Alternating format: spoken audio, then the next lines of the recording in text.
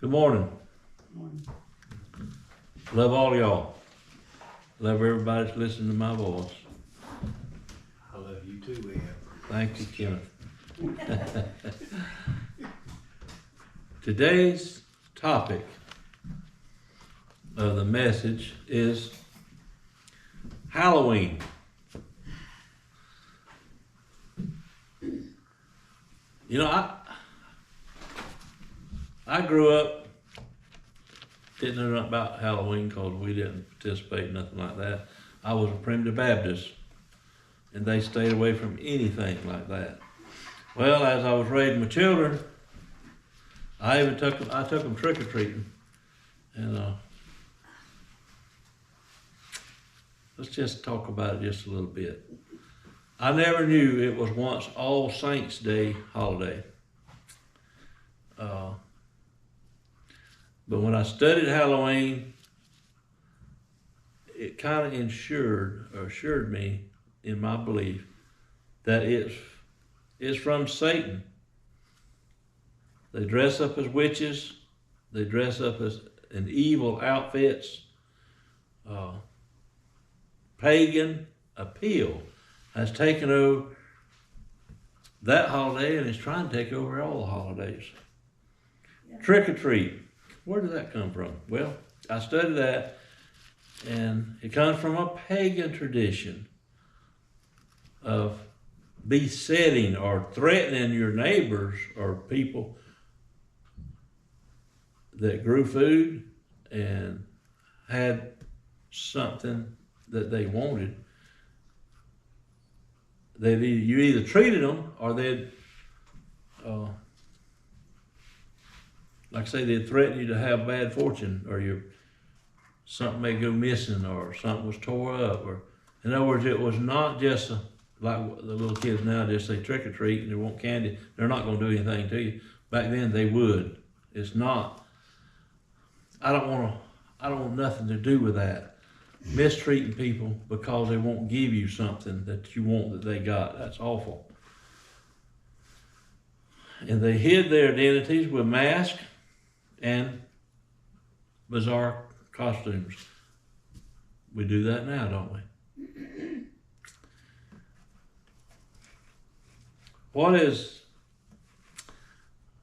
I never knew anything about a pumpkin, carving up a pumpkin and making it, jack-o'-lantern, they call it. It has no basis in any Christian tradition. It came from an old pagan Irish legend of a man named Jack who fooled the devil. You can read it, go online and read it, until finally he went to heaven, they turned him down there and he had to come back. But anyway, it's all a myth, but it's nothing, I see nothing in it that's Christian or followers of Jesus.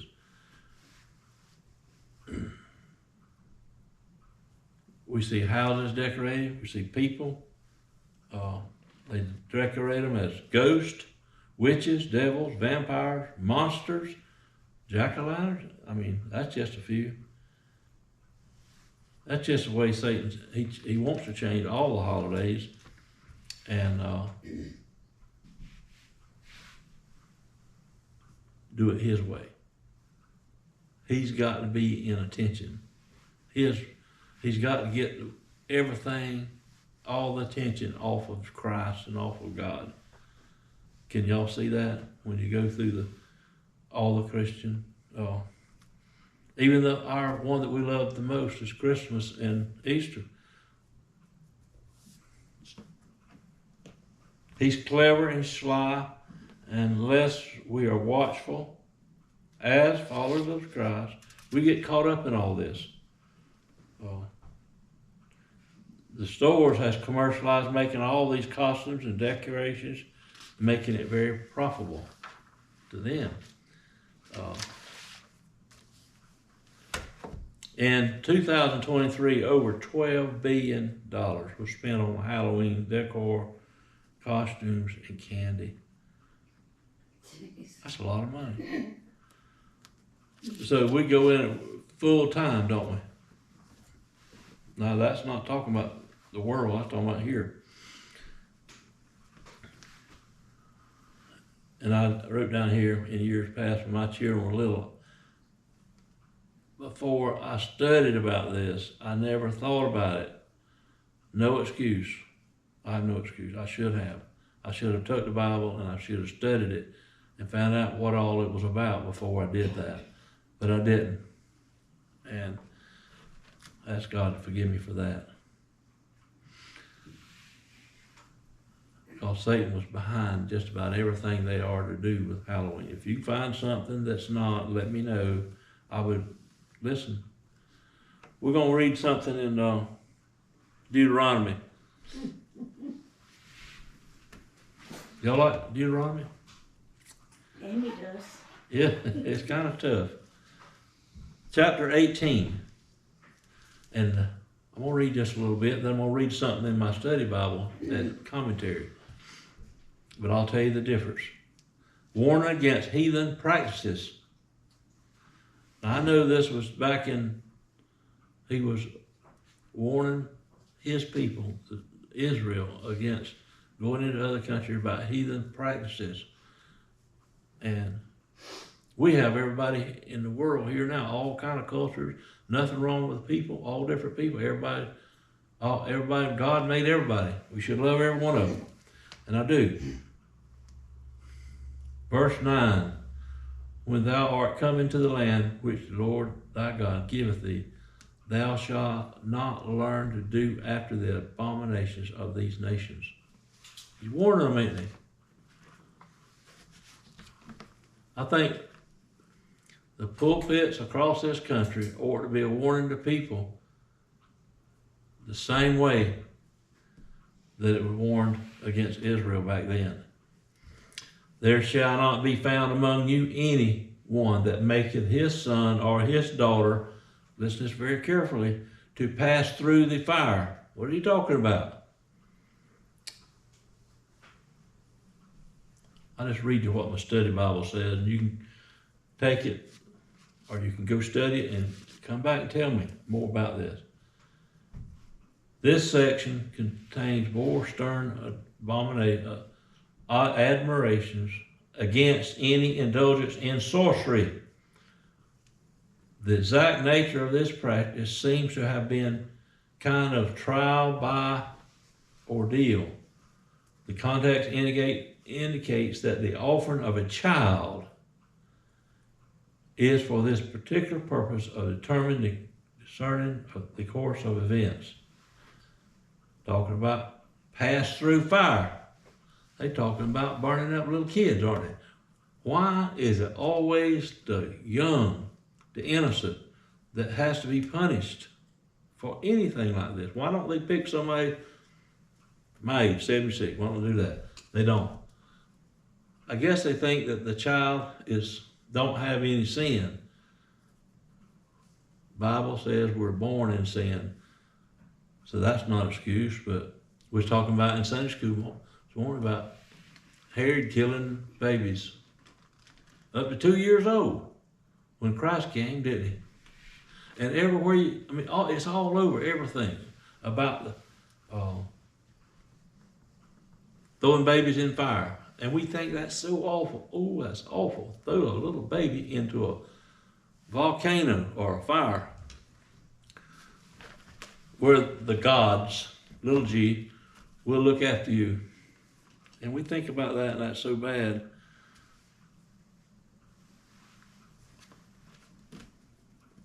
I believe it's the same thing as abortion. I know that's hard, and I may get some criticism for saying that. No different to God. I know to us it is. If you took a 2-year-old squirming around trying to hold your finger, we think, oh, that would be so awful. I believe with all my heart that God considers abortion the same way.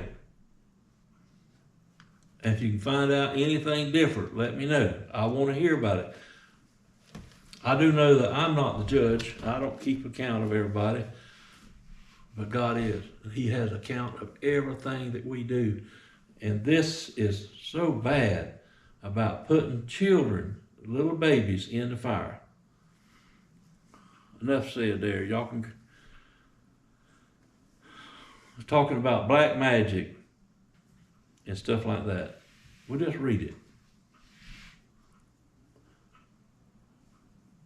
Or that uses divination, or observer of times, or an enchanter, or a witch, or a charmer, or a consulter with familiar spirits, or a wizard. Just go on and read it. It's abomination to the Lord, because these abominations the Lord thy God doth drive them out from thee. You shall be made blameless with the Lord thy God. In other words, he ain't gonna have no part of it, did he? He said he was going to get rid of it, and he did back then. For those nations which thou shalt possess, hearken unto the observer of times, unto the diviners, and as for thee, the Lord thy God has not suffered thee so to do. They warn them.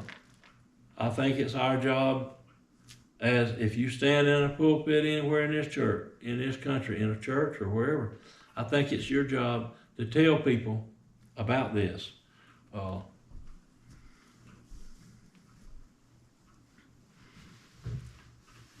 Black magic, and you foretell things to come, putting babies in fire. It's just awful. Observer of time, reading clouds or other ways to communicate with supernatural to gain access to special knowledge. We see it all over TV. Palm readers and people that can tell you, can draw people out of the grave and talk to them and all that stuff. Enchanter, one who charms or spells. Snake charmer, we see that all the time, don't we? Like a witch in covenant with the devil, most of the time trying to hurt people or property. But we have good witches on TV, don't we? No, the idea of it is not good. Charmer, conjuring up spells, consult the dead, wizard, practice magic, claims to have supernatural knowledge or power. All this God hates, all of this. He said, thou shalt not do these things. I just read it.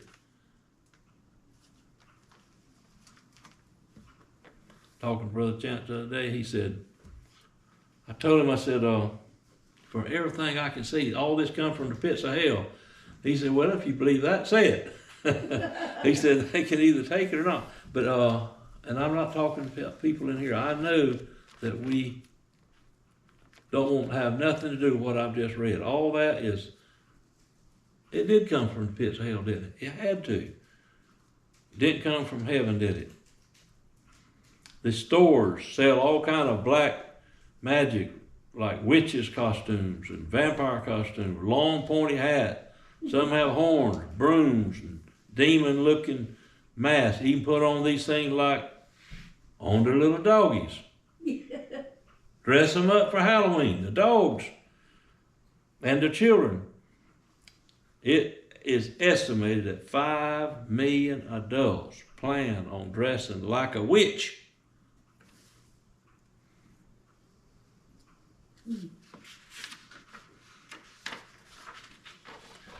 That's a good thing. Mama used to make pies out of pumpkins. I didn't ever see one cut up like a jack-o'-lantern. She cut them up and put them in a pot and boiled them and made pies, and they was good. Some of the benefits from pumpkins, I read up on that. Good for your heart, your eyes, your skin cancer, weight loss, helps your digestive system, immune system. It's a winter squash is all it is. Not evil, but a good food source. So when I think about a pumpkin, I'm trying to get my mind off of the old jack-o'-lantern, think about one of them big pies Mama used to make. Delicious. 1 Thessalonians 5:22. Abstain from all appearance of evil. Does it look like it's evil? Like it does. Isaiah 5:20. Woe to those who call evil good or good evil. Get it straight in your mind what it is. We celebrate Satan, witches. This has got to be evil in God's eyes. And he says he wants us to stay away from even the appearance of it. Read 1 Thessalonians 5:22. I'm not making all this up. I have studied and I can't find nothing about this that's godly. I don't know why God laid it on my heart to talk about Halloween. I don't know. I guess maybe I've seen some stuff on TV and all, and he said that. Anyway, Easter and Christmas, not going to talk much about them, but the stores have commercialized even these, where we celebrate the birth of the Lord Jesus Christ. And we celebrate when he rose from the dead, went up in heaven. I like Thanksgiving. It's where you can be thankful for everything, and they don't have witches, I don't guess. But anyway, I think about going to Mama's table. Mama, when she cooked, food all over the table. My sisters come, we'd have food. Everybody bring food. We have turkey.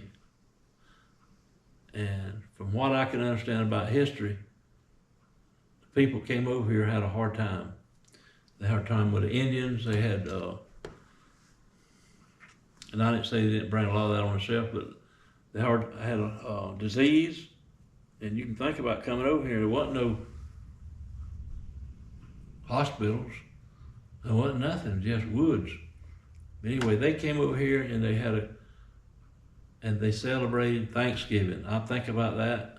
The picture of that in my mind is what's the ones with the big hats? Anyway, the people that's I can't think of the name of it. But anyway, they started it, and we're continuing that. The Quakers, was it Quaker? Pilgrims. Anyway, Pilgrims. Anyway, they started that tradition, and I think it's a good thing, don't y'all? I love Thanksgiving, and it's supposed to be where we think. Who do we think? Where do we think all this comes from? All this produce out here. It comes through Jesus. God give us all this stuff to enjoy. So I think about Thanksgiving as being a time that we can set aside.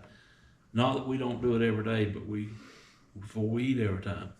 But we can set that time aside and have a Thanksgiving meal showing that and getting Satan out of everything and bringing God into it.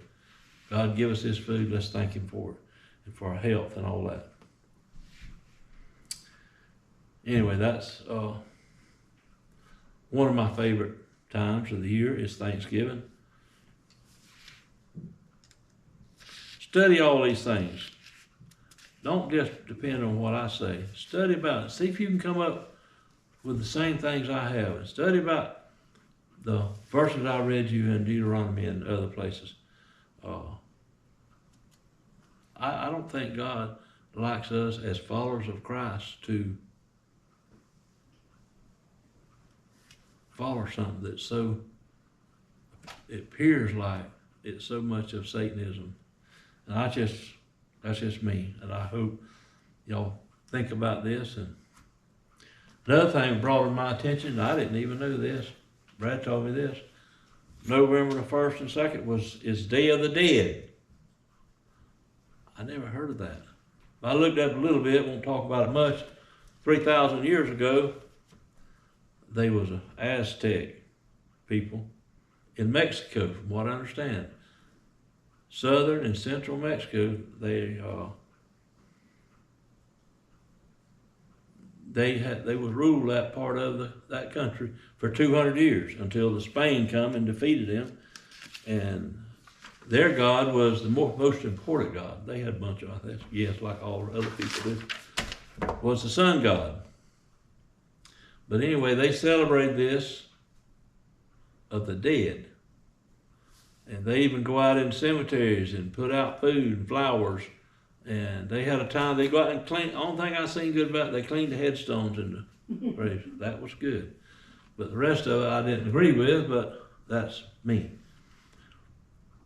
And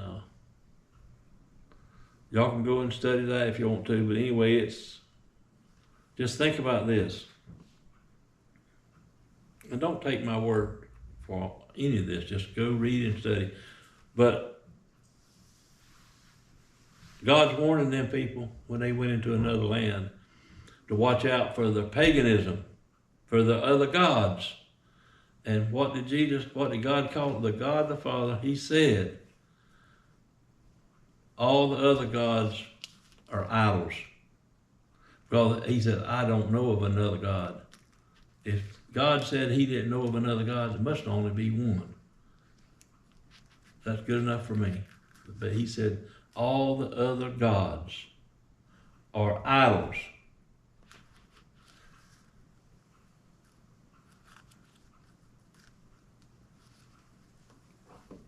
About all I have. I appreciate y'all listening and study this stuff and just believe that anything that pulls us away from God, in our country,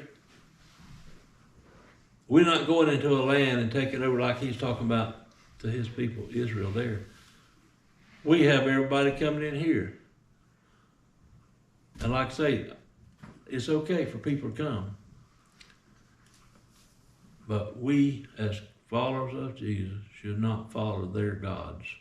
Right. Let's stay away from their paganism, and some of them come as Christians, that's fine. I'm just saying, I ain't saying they can't come, but I'm just saying, if they do come, let's don't follow their stuff that's wrong. Let's stay with God. He's the one and only. Thank you.